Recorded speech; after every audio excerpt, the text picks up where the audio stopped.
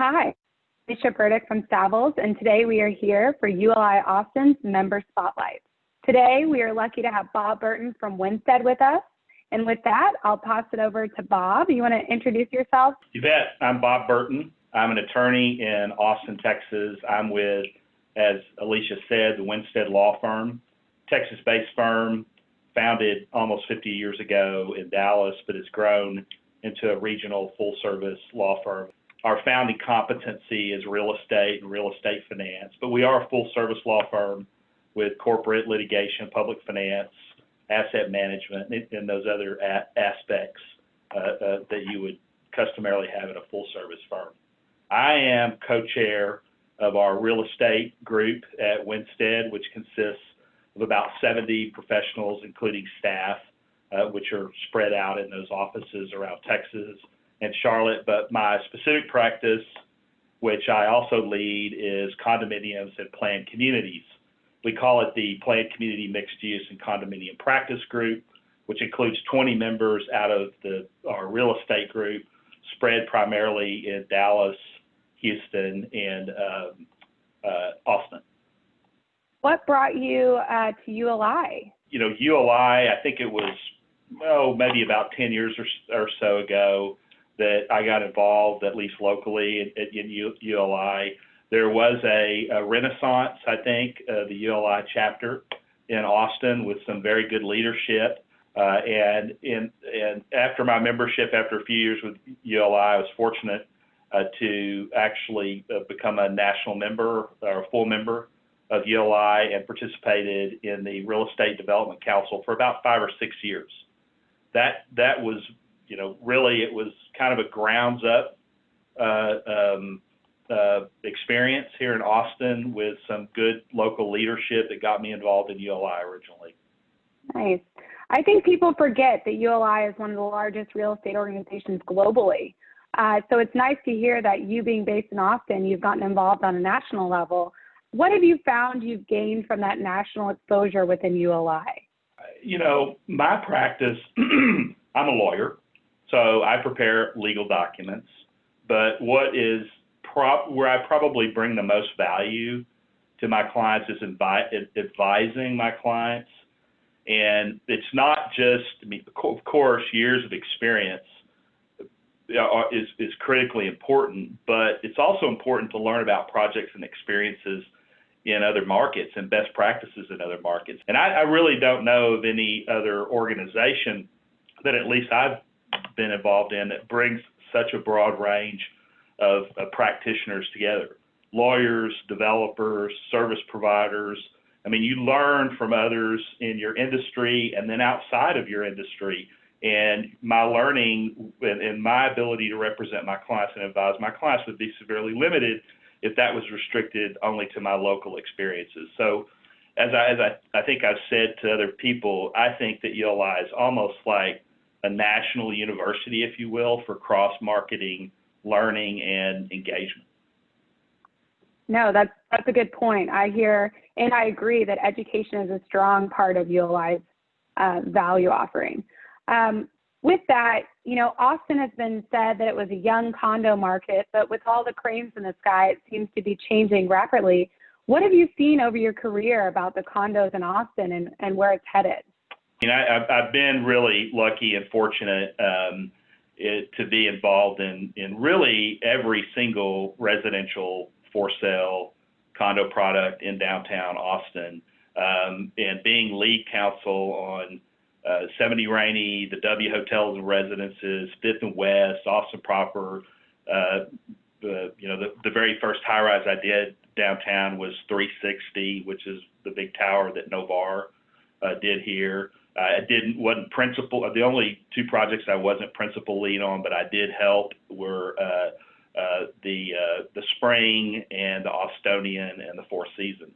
I've talked a lot about this over the past few years. I see the condominium development and the mixed-use practice in Austin breaking up into really three sequential categories, almost like you develop software, or Apple or whomever it is pushes out software 1.0, 2.0, 3.0.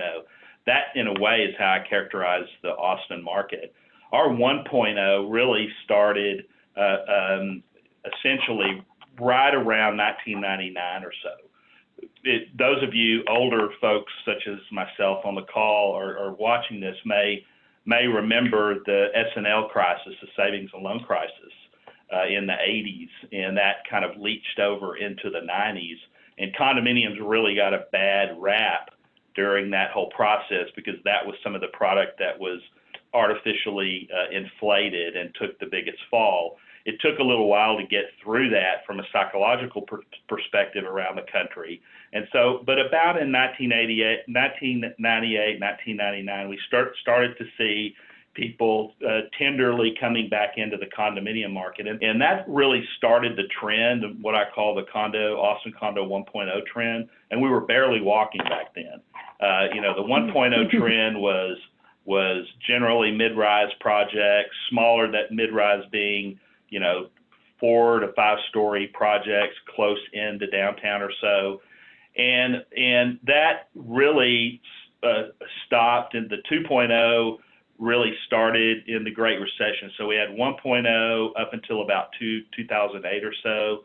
And then in about 2011, we started the 2.0. So 1.0 stopped with the Great Recession, just like a lot of other things stopped with the Great Recession. And 2.0 really started, quite frankly, with the C-Home project here in downtown Austin, where it was a major success, and like a series of dominoes, the C-Home projects tipped the first domino, and we started to see C-Home project, 5th and West, Austin proper, independent, 70 Rainey, and mostly concentrated in what we call the market district of downtown, which is the southwest quadrant of downtown Austin. And then the 3.0 really is, we are just now starting on the 3.0 process. We'll see how that plays out with what we're going through as a society right now with the pandemic. But we've got some additional projects in the Rainey Street district here, and then we've got a pioneer in the northwest quadrant of downtown Austin that's starting their project called the Linden. So we're optimistic about Austin. I think we have a much larger concentration of denser high-rise residential product in Austin than we do in some of these other markets. And I think that's really a reflection of probably our more kind of we've got a youthful workforce here, we've got a highly educated workforce here, and we've got a livable downtown. Well, Bob, it's really fascinating with everything you're working on, but what do you do when you're not working, when you have time? Well, I'm a golfer and have been since I was 7 or 8 years old. And, I think with professionals that are watching this call that play golf, you have probably experienced what I've experienced. When you're young, you play a lot. When you build your career, you play very little, and then finally, when you build your career up to a certain point, you have a little more time and you're able to play. You're always trying to get back to where you were, when you were younger. Then I think most people would agree that are golfers. It has been really a godsend during this, challenging pandemic times. It's a way to get outside and enjoy the fresh air, and it's pretty easy to socially distance on a golf course. Thank you so much for your time. Is there anything else you'd like to share with ULI members or people looking to join as they're early in their career, late in their career, or maybe even somewhere in the middle? To be really successful in this industry, you have to know a lot of people, because you can't individually develop a real estate project, whatever it may be, by yourself. And expanding and extending your network is critically important. So I would encourage the young people to get involved with ULI. I would approve those who are, moving up the ranks, so to speak, to continue their involvement and extend their network. And for folks like me, it's a way to keep fresh. I mean, when you've been around a while, to understand the new ideas that are coming down the pike, and to understand what the young people and their fabulous ideas are, ULI is just an excellent resource for that.